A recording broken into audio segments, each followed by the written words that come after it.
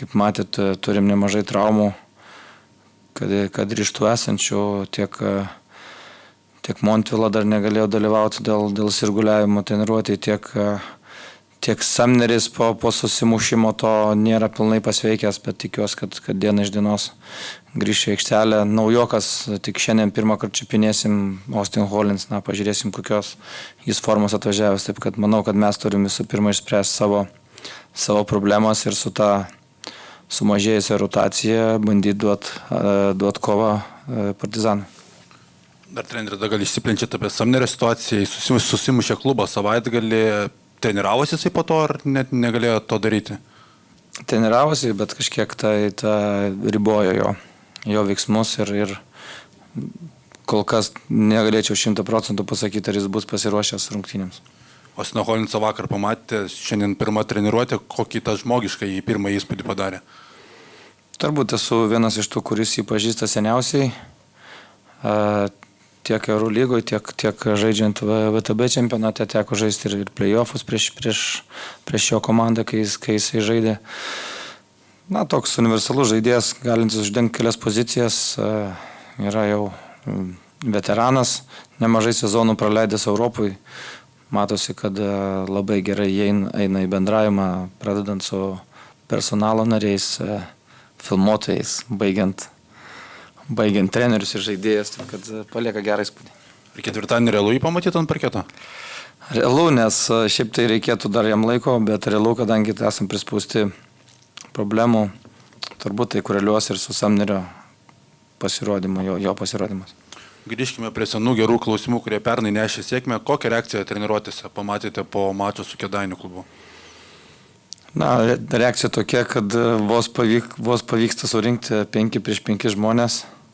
Vieni serga, kiti dėl traumų iškritę, taip kad susitelkimas yra didelis, kažkiek treniruočių procentas nukenčia, tada imam daugiau žmonių iš antros komandos, tada mūsų antra komanda nukenčia, bet bandom susitelkti, darom asmeninius pokalbius, bandom treniruotis geriausiai kaip tai galim.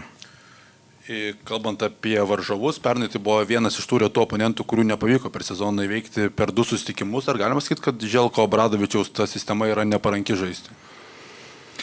Taip, apie tai pernai rungtynės taip pat žiūrėjom, kadangi tas pats treneris išlikęs brandulys, taip kad tikimės šiemet tą tendenciją pakeisti. Tai yra antra rezultatyviausia komanda visoje lygoje, tos pačios tendencijos buvo ir pernai. Žiūrint visą Željko Obradovičiaus karjerą, neatrodo taip, kad pastaraisiais metais būtent daugiau dedama akcento prie puolimo, nors anksčiau tai buvo daugiau gynybinis treneris?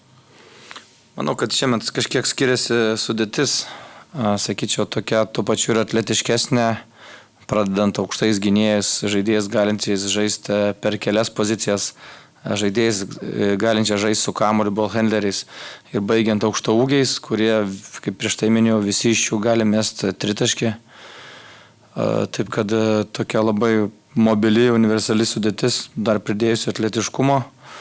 Ir sakyčiau, kad jų puolimas dar labiau supaprastėjęs. Turbūt turi daugiau talentingesnių, universalesnių žaidėjų, jie žaidžia mažiau derinių, bet iš to gauna nemažą naudą. Partizanas pranešė apie savo sveikatos problemas, 3 žaidėjai tikrai neatskrido į Kauną, 3 atvyko, bet dėl jų skelbiama buvo irgi abejonės. Žinot informaciją, ten iš tų 3 žaidėjų Nanali, Lydėjai ir dabar užkrito. Kaminskis neatskrido, man atrodo. Mano nuomonė, kad jie visi žais, tiek Nanali, tiek Lydėjų, tai čia kažkiek panašios bėdos abiejose komandose. O galbūt tiek jie, tiek mes žaidžiam Virginijaus Šeškaus žaidimus, pažiūrėsim. Partizanas šiemet tarsi jau nėra tipinė serbiška komanda, bet vis tiek tik kartą laimėjo išvyko ir tik pralaimėjo namuose. Stebinti žaidimą, tai yra sutapimas ar dėsningumas?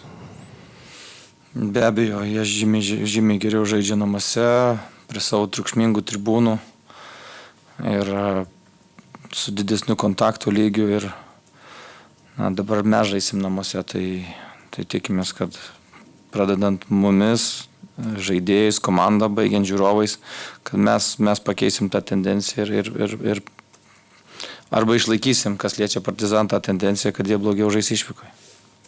Eurolygoje šį sezoną debutuoja Bruno Kaboklo ir kokio potencialo žaidėjas tai yra?